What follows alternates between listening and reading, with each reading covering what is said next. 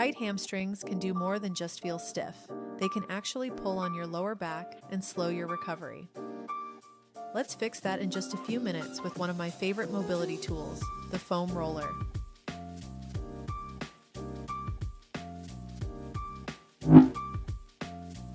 Grab your foam roller and find a comfortable seated position with your hands behind you for support.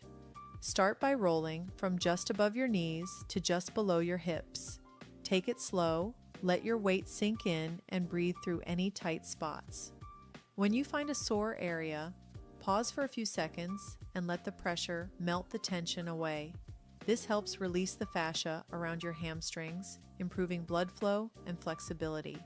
Your hamstrings attach high up near your sitting bones and connect to the fascia that supports your lower back. So, freeing this tissue doesn't just help your legs, it can actually ease back tightness and restore smooth, balanced movement.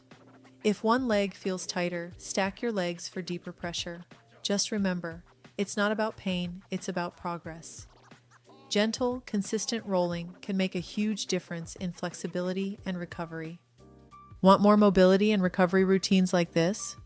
Download the Sporty Doctor app and start moving better today. Your body is built to move. Let's keep it that way.